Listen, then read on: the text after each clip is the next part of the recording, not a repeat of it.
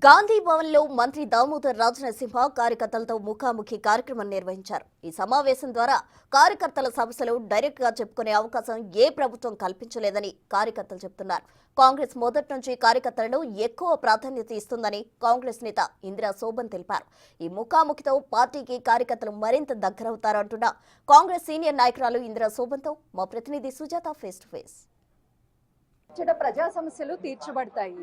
ఇప్పటికే అటు ప్రజాపాలన పేరుతో కాంగ్రెస్ ప్రభుత్వము ప్రజా సమస్యలను తీర్చడంలో ముందడుగు వేస్తుంది. అయితే ఇప్పుడు కొత్తగా గాంధీ భవన్ లో కార్యకర్తలతో ముఖాముఖి కార్యక్రమాన్ని ఏర్పాటు చేసి కార్యకర్తలకు ఉన్నటువంటి సమస్యలని స్వయాన వారంలో 2 రోజులు అటు మంత్రులు అప్లికేషన్స్ తీసుకొని వారి సమస్యలను తీర్చడానికి ముందుకొస్తున్నారు.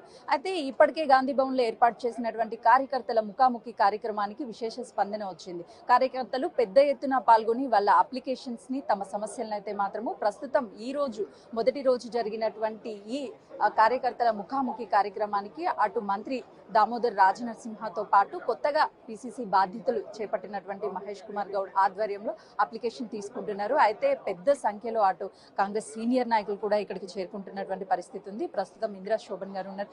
చెప్పండి, అసలుకి ఈ ఆలోచన చాలా మందికి మంచి జరగబోతుంది, ఇప్పటికే ప్రజాపాలన అందిస్తున్నారు అని చెప్పేసి కార్యకర్తలు సంతోషాన్ని వ్యక్తం చేస్తారు. ఎలా అనిపిస్తుంది?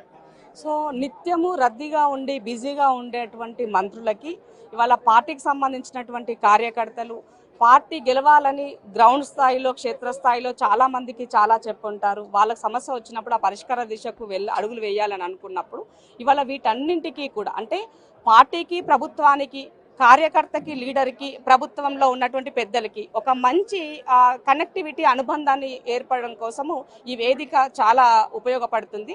ఈ సందర్భంగా నేను ముఖ్యమంత్రి గారికి అలాగే పిసిసి ప్రెసిడెంట్ మహేష్ అన్న గారికి కృతజ్ఞతలు తెలియజేస్తున్నాను. ఇంత మంచి కార్యక్రమం అంటే దేశంలో ఏ పార్టీ కూడా ఈ రకమైనటువంటిది చేయలేదు. కాబట్టి ఫస్ట్ కాంగ్రెస్ పార్టీ దేశంలో ఉన్నటువంటి దాంట్లో కాంగ్రెస్ పార్టీ ఇన్నివేటివ్గా ఇనిషియేషన్ తీసుకొని ఇది చేయడం అన్నది శుభ సూచకం. ఫస్ట్ ఆఫ్ ఆల్ ఇవాళ జిల్లాలో ఉన్నటువంటి మంత్రులు అంటే ఇప్పుడు తనకు సమస్య వచ్చినప్పుడు మంత్రుల దగ్గరికి వెళ్ళాలంటే కొంత ఇబ్బందికరమైనటువంటి పరిస్థితి ఏర్పడుతుంది. సో అలాంటప్పుడు వాళ్ళు ఇక్కడికి వచ్చినప్పుడు పర్టికులర్గా సమయాన్ని వాళ్ళకి వెచ్చించి ఇవ్వడంలో తీసుకోవడంలో చాలా ఉపయోగకరం. మేము ఎవరికి చెప్పుకోవాలి మా సమస్య అనుకున్నట్టు పిసిసి ప్రెసిడెంట్ గారికి చెప్పిన తర్వాత తన నోటీస్ నుంచి వెళ్తున్నాయి కొన్ని.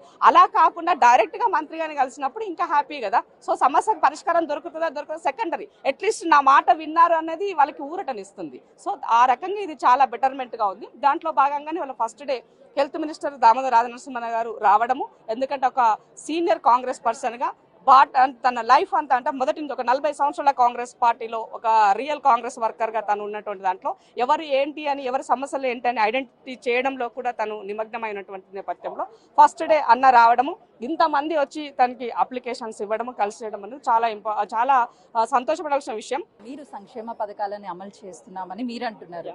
సంక్షేమ పథకాలని అమలు చేయలేకనే ఇలాంటి అప్లికేషన్ల ద్వారా అటు ప్రజాపాలన కావచ్చు, లేకపోతే ఈరోజు కార్యకర్తల ముఖాముఖి సమావేశం కావచ్చు, ఇలాంటివి పెట్టి ప్రజల్ని మోసం చేస్తున్నారు అని చెప్పేసి అటు బీఆర్ఎస్ పార్టీకి సంబంధించినటువంటి మాజీ మంత్రులు కావచ్చు, అదేవిధంగా సీనియర్ నాయకులు కావచ్చు అంటున్నారు. ఏం చెప్తారు? పచ్చకామలు ఉండడానికి లోకమంతా పచ్చగానే కనబడుతుంది. నేను ఏం చేసినా వాళ్ళు వ్యతిరేకంగానే కనిపించినప్పుడు వాళ్ళ కళ్ళకి అది వాళ్ళు విమర్శించకపోతే ఏం చేస్తారు? వాళ్ళు చేయాల్సింది అదే కదా.